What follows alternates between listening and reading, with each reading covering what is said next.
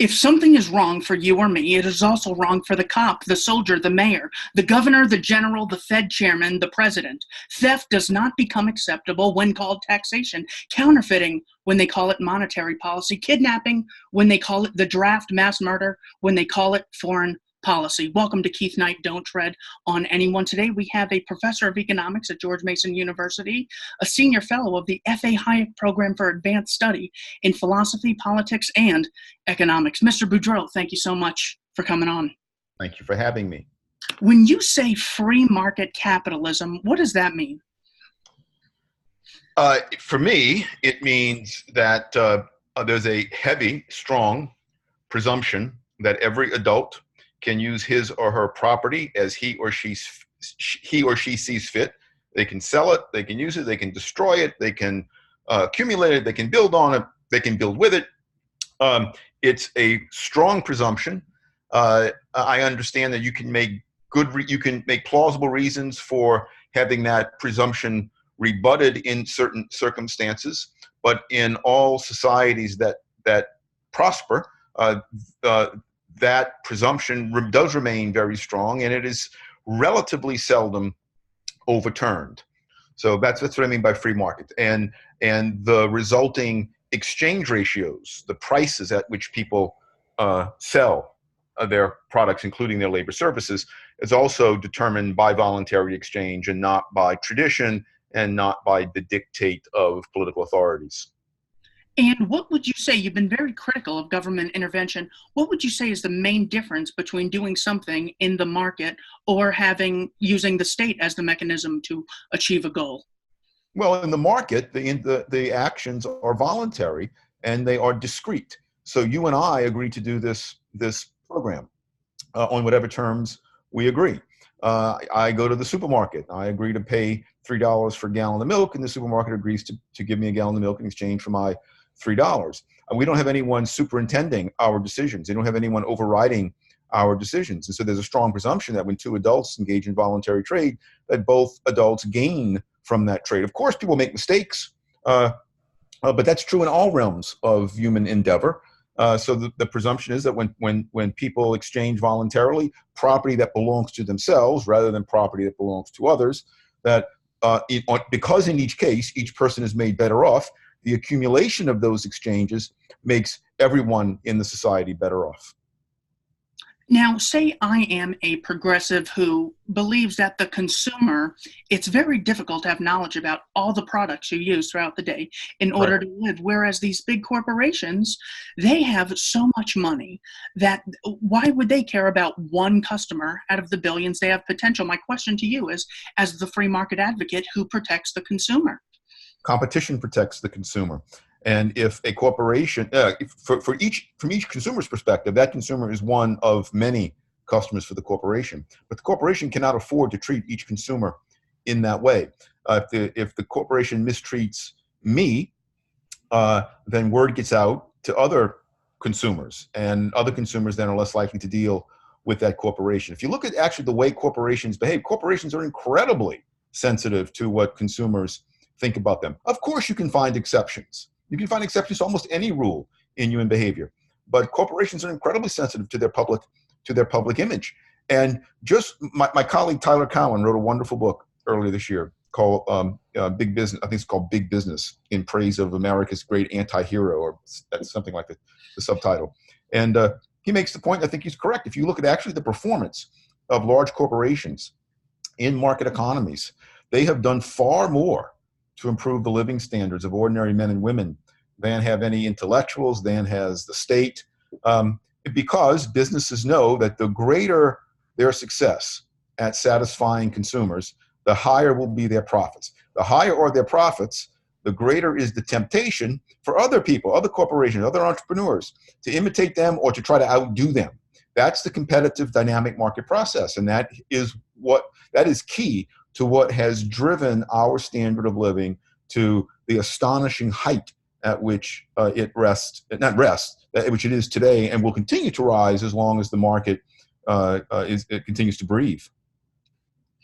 So say a I not only care about the consumers, but I also care about the workers, that very bad working conditions can exist. And if there's not a regulatory state to sort of keep an eye on these corporations, the state representing us obviously through our elected representatives, then then who protects the workers in the absence of the state overseeing worker regulations such as OSHA? Competition, once again. I don't have to work just for my employer. There are many employers out there who would like my services in one form or another. Now, I work for my particular employer because that particular employer gives me the very best bargain, given all my preferences and options. But there are other places for which I can work. Very few Americans have worked for only one employer in his or her life. Very few Americans, in fact, I would say no American has only one option of working for one employer. If you look at the data on worker pay, it tracks very closely worker productivity. There are claims from time to time that there's been this decoupling between compensation and productivity. If you want to diss the market, you've got to find reasons why the market's not working. But when you look at the data carefully, as I and then my graduate student Leah Palagashvili did a number of years ago, we looked at the data on American worker pay and American worker productivity, and we found, along with some other scholars at other universities, we found that worker pay tracks productivity. The reason worker pay tracks worker productivity is because if my employer doesn't pay me what I'm worth, then I am too likely to get bid away. And so it's my employer obviously would like to pay me a pittance to work for it, but I'm not going to work for a pittance. And the reason I'm not going to work for pittance is because I have other employers who are willing to pay me more. So this competitive process, just as it pushes the price of consumer goods down as far as possible and increases the quality and abundance and variety of consumer goods as much as possible, that same competition raises wages and fringe benefits to heights as high as possible, as well as the quality of jobs. Americans today, I think a lot of Americans today are under this myth that somehow American workers are being mistreated and abused, and the general fact is that that's simply not true. Again, of course, you can find exceptions. There are 150 million jobs in today's American economy, nearly 160 million actually, but overall, the typical American worker is highly paid, well compensated, and working in conditions, by the way, that are as comfortable and as safe as at any time in history. Now, say I fear that monopolies will exist in the absence of a state sort of intervening, making sure companies don't merge. In merging, they will create less competition. They will give me, as the consumer, less choice. And in fact, well, I don't want to go there. That's the theory, yeah. So in other words, the monopolies will almost become more powerful than the state in the way of they'll control a large portion of the resources. They'll be able to bid up the price. I will have no bargaining power as a consumer nor a worker. Is the existence of monopolies in art a justification for state intervention and a argument against free market capitalism? No. You can tell that story, and you can certainly tell a logically coherent tale where that might happen, but both theory and history lend no support to that story. First, just look at history. There's no example in history that I know of in which private firms have gained a power in the market on their own without government support to harm consumers over any length of time at all. We Americans, we hear the story of American antitrust. And when I was a young scholar, that was a major focus of my research, the history of American antitrust policy. And what I and my then colleague Tom DiLorenzo and some other scholars, Gary Leibkap, an economic historian, what we found, largely through independent research, is that in the 1880s, so the first federal antitrust statute was passed in 1890, the Sherman Antitrust Act. And so you'd think, if the story is correct, that the Sherman Antitrust Act was enacted in order to rid the American economy of these monopolies that were arising. You'd think that there'd be evidence during the 1880s, leading up to 1890, of monopolization, of high prices, of worker wages being kept way too low, of a reduction in output, of a reduction in the quality of consumer goods. We find just the opposite. If you look at what happened in the 1880s, was a period in American economic history of incredible economic growth. It did give rise to large firms. That's because of the railroad and the telegraph. They were making the market larger, and so with a larger market, larger sized firms become efficient to serve those markets. And so we did have larger firms, but the accusation that Standard Oil, for example, or the Chicago slaughterhouses in the 1880s and 1890s were monopolies in the way that economists use the term is simply not borne out by the facts. Quite the opposite. These firms were driving prices down, they were driving outputs up, and they were driving quality up. The antitrust legislation that we had in the United States was in fact enacted not to protect consumers from monopolists. They were enacted, these statutes were, at the federal and state level, they were enacted to protect existing less efficient producers from the competition of these very firms that were accused of being monopolists. And so history lends no support to those people who worry that mergers of large firms will undermine a competitive economy. And in economic theory, it's pretty simple. As long as the government doesn't restrict entry, entrepreneurs are incredibly creative and fortunately incredibly persistent and incredibly interested in making a buck. That when entrepreneurs are constantly on the lookout for opportunities to satisfy consumers in ways that consumers aren't well satisfied at the moment, that's where you make a profit. And if a firm isn't adequately treating its consumers, if a firm isn't adequately treating its suppliers, such as workers, that presents a profit opportunity to other entrepreneurs. They sweep in and they offer better products, they offer better jobs. This is the story of American economic growth. This is the story of growth in all market economies, including Great Britain, when markets have been free. When the state intervenes, it's almost always, whether it's the intent or not of the intervention, it's almost always the effect of the intervention not to promote competition and to help consumers and workers. It's the opposite. It's to stymie competition and to harm consumers and workers. That's what history shows, and we have good theory for understanding why that consequence emerges. Why are some countries wealthy and some countries poor? The simple answer is the extent to which they're... So I like the economic historian Deirdre McCloskey's way of putting it. Rich countries are countries that have made what she calls the bourgeois bargain. We agree to play by the rules of the market. So entrepreneurs are free to innovate, which means free to cause existing producers to go bankrupt, so that resources move from less efficient to more efficient uses. Consumers get new and better and less expensive products. And so if a society makes the bourgeois bargain, where a large number of people in that society are willing to play by the rules of a market economy, then those, and so respect private property rights, you have something close to a rule of law. The government isn't excessively intrusive. Look, in my ideal world, and I suspect in your ideal world, government would be really, really tiny if it exists at all. I have, since I was your age, I have learned that the market is more robust than I once thought it was. It can actually stand up to a lot of beating and abuse. I don't advocate that beating and abuse.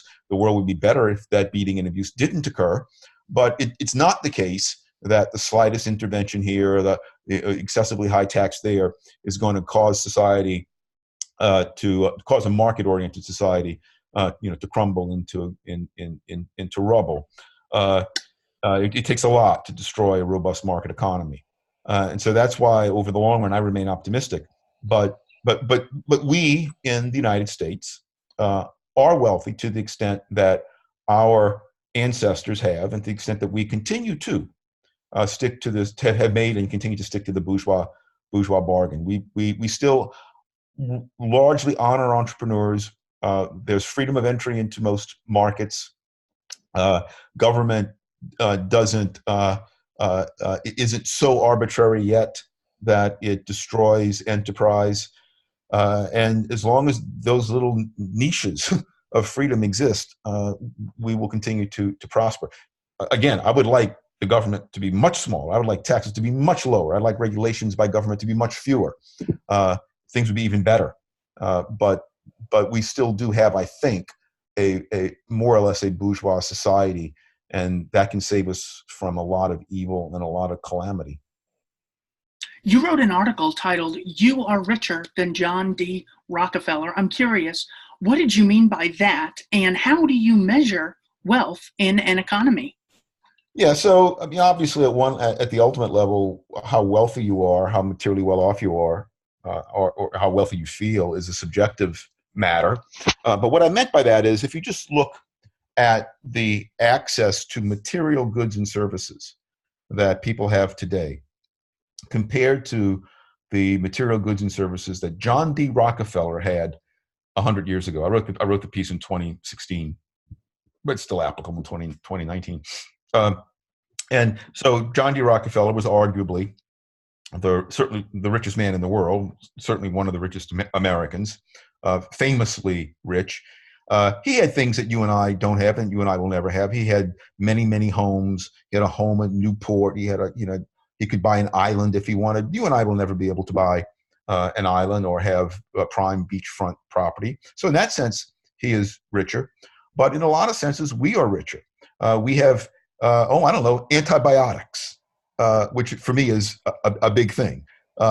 If I or you get a blister or cut ourselves while doing yard work, there's very little risk that we'll die from any infection that we get, because we have antibiotics, and we have these little, many of which you can buy over the counter, antibiotic spray and antibiotic bandages.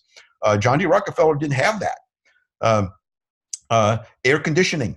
It's a hot day here in Northern Virginia, and without air conditioning, I would be really uncomfortable. John D. Rockefeller didn't have air conditioning until the very end of his life. He died in 1937. He did not have jet travel. He could not pick up a little slab like a cell phone and talk to people whenever he wanted in real time. Before 1920, he could not listen to a commercial radio broadcast. He certainly didn't have television. He didn't have YouTube. He didn't have the internet. He didn't have laptop computers. The range of food that he had available was to him, even though he was one of the wealthiest people in the world, was much smaller than the range of food that you and I have within 5 miles of where we live, if we live in any place close to even a medium-sized American city. Compared to, there are lots of things that John D. Rockefeller did not have that ordinary Americans have today, and these things are in such abundance that I think it's a fair argument to say that ordinary Americans today are at least as wealthy as, and perhaps even wealthier than, in a material sense, as John D. Rockefeller. One way I put it in my piece is, if you take a careful survey of the life of John D. Rockefeller in the late 19 teens and your life today, and ask yourself, if you could go back to 1919 or 1916 and live like John D. Rockefeller, what would it be worth to you? Would you have to be paid to do it, or would you pay to do it? For me, I would have to be paid to do it. I would not want to live without antibiotics. I would not want to live without air conditioning. I would not want to live without radio and television, or the computer, or the internet, or cars that don't break down, cell phones. These are things that we take for granted. It's an irony of the market that it provides an abundance of goods and services at so cheap a price, and frankly so reliably, that they don't have to be around for very long, that they become part of the background, like water to a fish. We just take them for granted. And it's ironic that people will complain about capitalism while tweeting on their iPhones. They don't see the irony in that, but it's highly ironic when you think about it. Look what we're doing here. We are talking. Where are you physically right now? Chandler, Arizona. All right. It would back in John D. Rockefeller's day, it would take probably at least 3 days by railroad for me to get from Northern Virginia to Chandler, Arizona. And by the way, I probably would not want to be in Chandler, Arizona in mid-August without air conditioning. What's the temperature outside? It's There? 105 and it's 105. Yeah, but it's dry. Here it's getting up to 95, but it's humid. So pretty bad in both places. And yet neither you nor I are going to suffer. We're not going to die of heat stroke because we're in air-conditioned places. And so just what we're doing today, we take it for granted. We think it's normal. You and I are talking in real time, and we are separated by almost 3,000 miles. This is astonishing. And yet we take it for granted. And what gives us this is the bourgeois bargain. It's the innovation and the dynamism of market-driven capitalism. Now, say I look out at the world and I see very, very rich people with billions of dollars in net worth, and I see homeless people in the same country, in the same city if you go to San Francisco. Does the existence of monetary inequality justify state intervention, and is it an argument against free market capitalism? No, it does not justify state intervention. As long as the inequality of wealth was earned through a process of voluntary exchanges, I don't see that it's anyone's business how much Jeff Bezos has or how much Bill Gates or Warren Buffett have. I mean, obviously, if people get to the extent that people get their wealth by predating on others, then that wealth is unearned. But what is undesirable about that distribution of wealth is not the distribution itself; it's the manner in which the distribution came about. I think people, when they worry about wealth inequality, a lot of this concern, some of it, I think, is just plain envy, which is a sentiment that good parents teach their young children to avoid. It is a natural human emotion. I get it because I'm human, but it's not a sentiment that we should be proud of.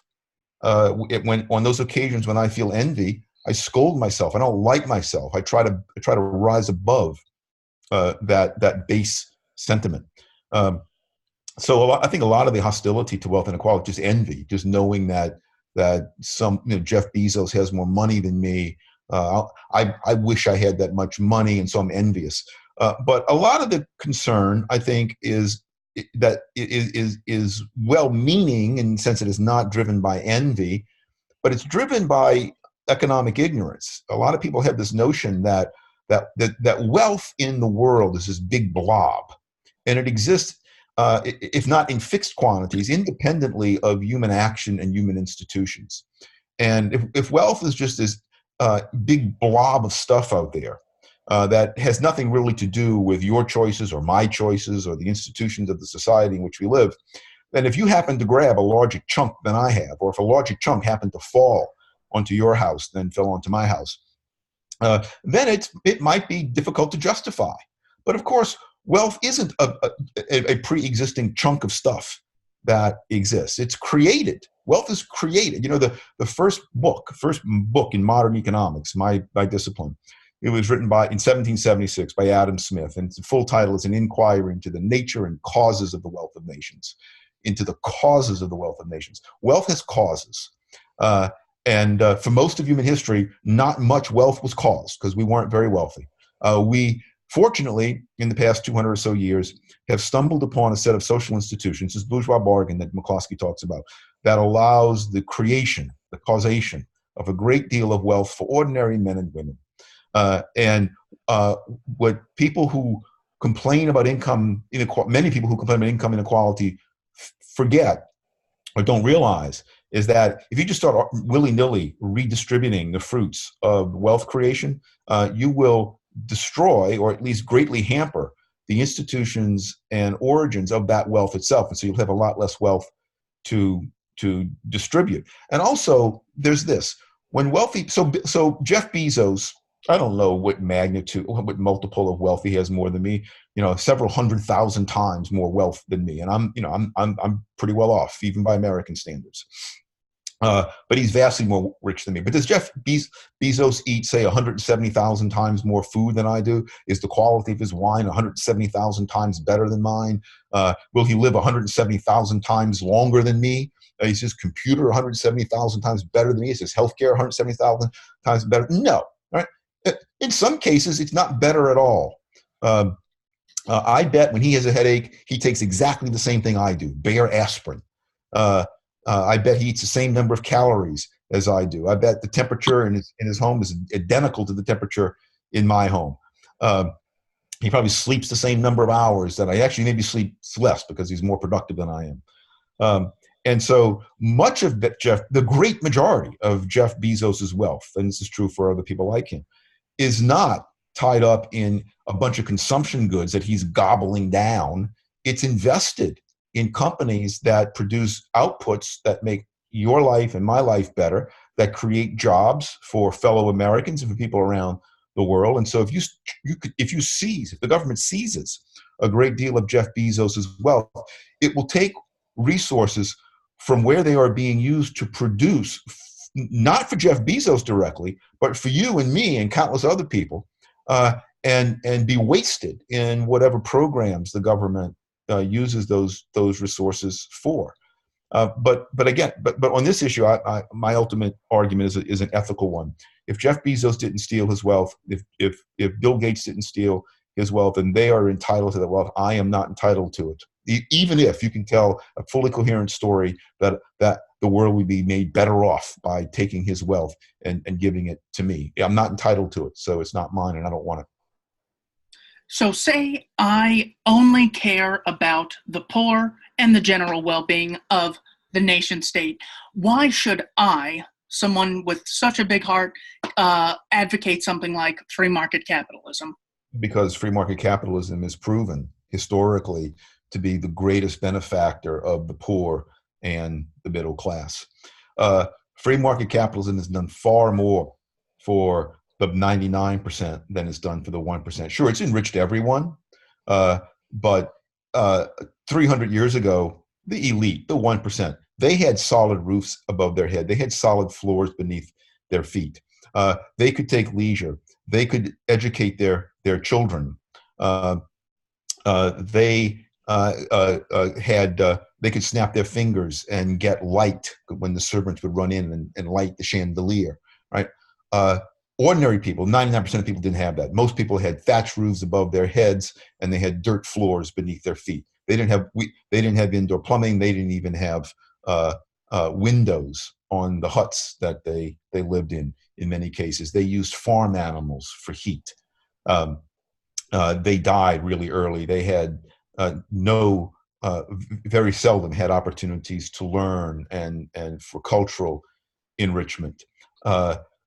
And what capitalism has done, what free market capitalism has done, its greatest achievement is to bring material prosperity to ordinary men and women and their children. And that material prosperity in turn has allowed ordinary men and women to lead dignified, meaningful lives in a way that was simply impossible when we were living hand-to-mouth subsistence existences prior to the industrial age. I got two more questions for you. I want to respect your time. Say I am an environmentalist and my primary concern is about the well-being of the environment. Surely we need a state to protect the environment and deal with externalities. Is my care for the environment a just reason to support state intervention and oppose free market capitalism? I can tell by the way you asked the question that you understand the economics of it. Yeah, you can make a case that if negative externalities, what economists call negative externalities, exist, so pollution out of a smokestack, then the market doesn't work often in those circumstances to cause private actors to behave in a socially responsible way. You can tell that story, but you have to keep two things in mind. One is the state itself state officials themselves are affected by the same lack of information and lack of property rights that sometimes cause private individuals to not act in the socially best manner. And so turning power over to the state, that doesn't necessarily cause the problem to be improved. You have to trust state actors to do what's right.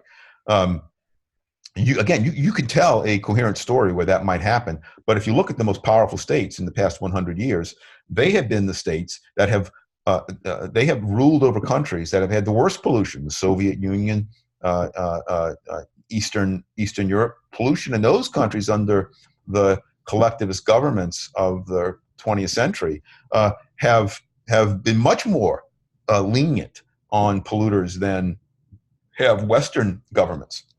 The second thing to keep in mind, so the first thing is the danger of granting the state the power to interfere in markets. The goose may be killed. That's laying the golden egg. So the state might eliminate pollution, but at the same time eliminate the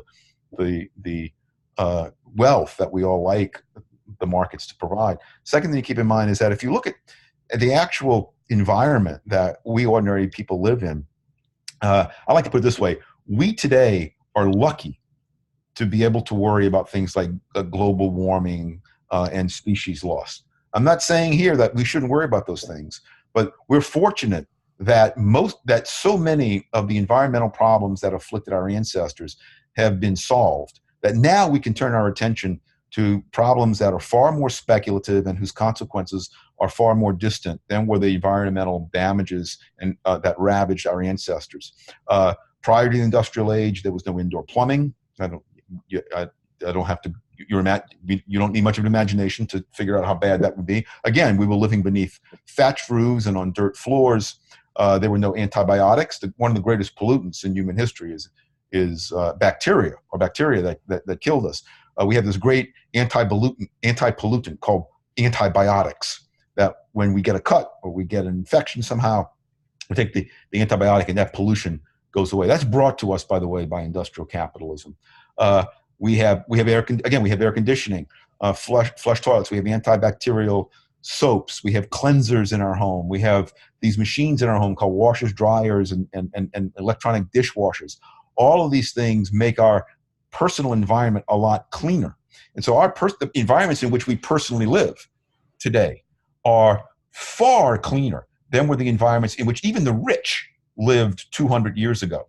And so now that those environments are clean, okay, then we can turn our attention to worrying about what's going to happen to the global environment 75 years from now. And reasonable people can and do dispute what's happening and what are the best approaches to deal with that. But let's stop and thank industrial capitalism, the bourgeois bargain, the bourgeois deal, for cleaning our personal environments, making our personal environments virtually antiseptic and spotlessly clean compared to what those environments were for the vast majority of all of our ancestors.